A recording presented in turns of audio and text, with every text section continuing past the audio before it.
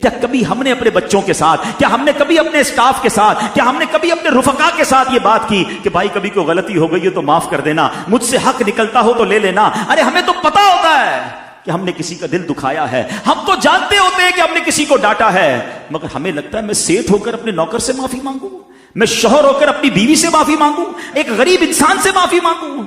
आज खुदा के वास्ते ये बदलाव लेकर जाओ, अपनी जिंदगी में ये तब्दीली लेकर जाइए कि हम नर्म हो जाएं, हम माफ करने वाले हो जाएं, हम बदले को छोड़ दें, और अगर जिंदगी में किसी का दिल दुखाया है तो दुनिया ही में उसका हक अदा कर दें, वरना कयामत के दिन अदा नहीं कर सकेंगे। एक बार नबी पाक अलैहिस्सलाम ने सहाबा किराम से एक सवाल किया कि बताओ मुफलिस कौन है?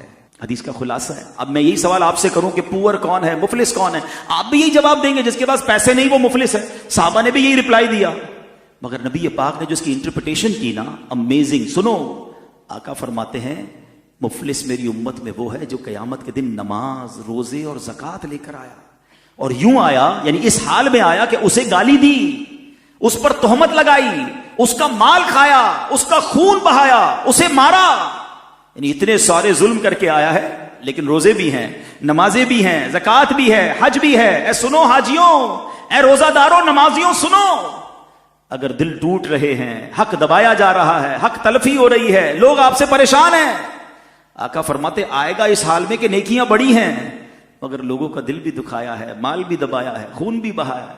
आका फरमाते वो लोग खड़े हो जाएंगे और अल्लाह से अर्ज करेंगे मौला हमारा हक दिला। अच्छा, उस कयामत के दिन पैसों का तो व्यापार नहीं होगा ना कि किसी से 5 लाख लिए हुए तो कयामत के दिन चेक बना के उसे दे देंगे। अब नेकियों का कारोबार होगा, यानी अब उस शख्स को, बंदे को अपनी नेकियां देनी पड़ जाएंगी मजलूमों को। हदीस में आता है सारी नेकियां खत्म हो जाएंगी, हक लेने वाले खत्म नहीं होंगे। फिर क्या होगा? अब उन मजलूमों के गुनाह इसके सर डाले जाएंगे और आखिरकार फरमाया कि इसे आग में फेंक दिया जाएगा, बिकॉज लोगों के दिल दुखाए होंगे, हक तलफी की होगी। तो ऐ मेरे प्यारे इस्लामी भाइयों, यकीनन हमें नमाजी बनना है, हमें रोजे भी रखने हैं, हमें हज भी करने हैं, ज़कातें भी देनी बहुत जरूरी, ये फराइज हैं, मगर हुकूकुल इबाद को देखिए। अगर आपने किसी से कोई दुश्मनी रखी हुई है, किसी रिश्तेदार से रिश्तेदारी बिला किसी वजह शरई काटी हुई है, कोई दोस्ती खत्म की हुई है, जाना आना खत्म किया हुआ, थोड़ी सी लाइफ है यार, माफी कर दें। शबे कदर हो, शबे बारात हो, आप जब पढ़ते हैं कि ये मगफिरत की रातें हैं, उसमें एक लिस्ट आती है कि सब बख्शे जाएंगे। हदीसों में आता है ये चंद बदनसीब नहीं बख्शे जाएंगे, उन सब में रिश्तेदारी काटने वाला होता है। यानी कितना बड़ा गुनाह है कि मगफिरत की रातों में भी नहीं बख्शा जाता।